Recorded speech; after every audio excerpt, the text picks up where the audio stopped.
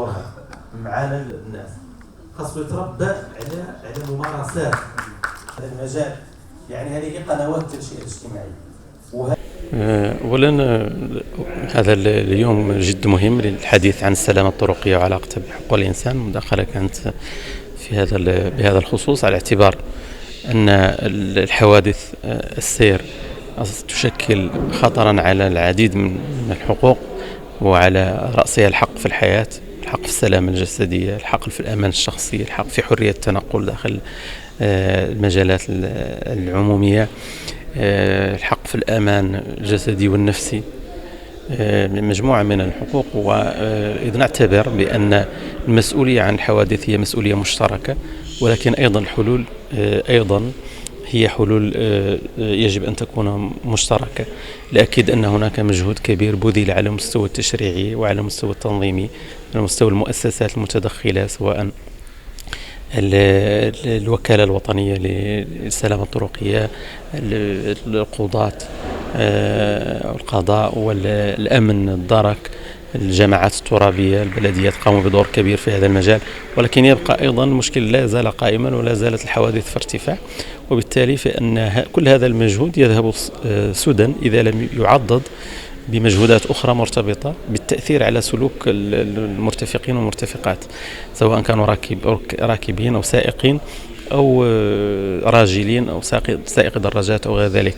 الهدف هو أن ننتقل من مجال التحسيس إلى مجال التنشئة الاجتماعية، على الجميع أن يقوم بدوره في التنشئة الاجتماعية، من أسرة، من مدرسة، من إعلام، من مجتمع مدني، الجميع أن يقوم بهذا الدور لتعديل السلوك بالنسبة للجميع، وفي أفق إن شاء الله أن تنخفض هذه المؤشرات المقلقة. ننظم هذه الندوة العلمية الموسومة بموضوع مستجدات السلامة الطرقية والحق في الحياة في إطار برنامج السنوي للشبكة، وطبعا بمشاركة مجموعة من الفاعلين المؤسساتيين والأمنيين، من أجل تسليط الضوء على هذه المستجدات، ومن أجل الوقوف على مكامن الخلل التي تعاني منه هذه المنظومة على مستوى يعني ارتفاع حوادث السير، وارتفاع يعني مجموعة من الحوادث داخل المجال الحضري وخارج المجال الحضري.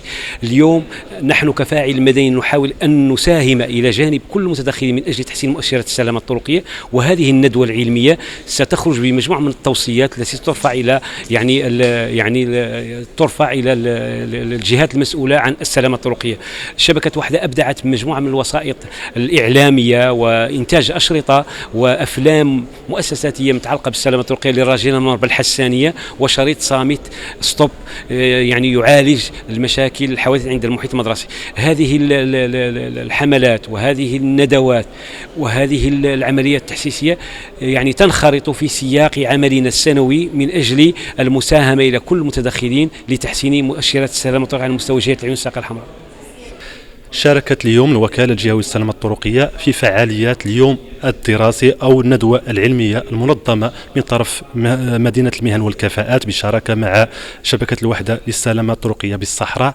شاركت من خلاله بمداخلة أبرزت من خلالها دور الوكالة في تحسين مؤشرات السلامة الطرقية من خلال 3 منطلقات أساسية. المنطلق الأول مرتبط بالتوعية والتحسيس، التربية والتكوين، والمنطلق الثاني مرتبط بالمراقبة والزجر، والمنطلق الثالث مرتبط بالبنية التحتية. بالنسبة للمنطلق الأول المرتبط بالتربية والتحسيس من خلال مجموعة من الحملات التوعوية والتحسيسية على مدار السنة بشراكة مع فعاليات المجتمع المدني، أيضا بخلال الشراكة مع أكاديمية الجهوية والتربية والتكوين من خلال استهداف الفئة الناشئة اللي هي التلاميذ الأقل 14 سنة، تفعيل الأندية ديال السلامة الطرقية إلى غير ذلك. بالنسبة الزجر والمراقبة بشراكة أيضا مع المصالح الأمنية والدركية من خلال تفعيل برنامج ديال المراقبة، التركيز على النقط السوداء داخل المدينة اللي فيها بزاف ديال حوادث السير، أيضا السلوكيات الخطيرة المؤدية لهذه الآفة. بالنسبة للمحور الأخير والمنطلق الأخير متعلق بالبنية التحتية، دائما بشراكة مع الجماعة الترابية تحسين التشوير بالمدينة من خلال لجنة السير والجوانال، وخارج المجال الحضري بشراكة مع المديريات الجهوية والتجهيز من خلال أيضا التشوير خارج المجال الحضري. وشكرا. السلام عليكم ورحمة الله. عبد الحي البوهالي، متدرب بمؤسسة مدينة المهن والكفاءات بالعيون. كانت اليوم عندنا ندوة حول مستجدات السلامة الطرقية والحق وحماية الحق في الحياة من تنظيم شبكة وحدة بتنسيق مع الوكالة الوطنية الجهوية للسلامة الطرقية بالعيون، وبشراكة مع مدينة المهن والكفاءات.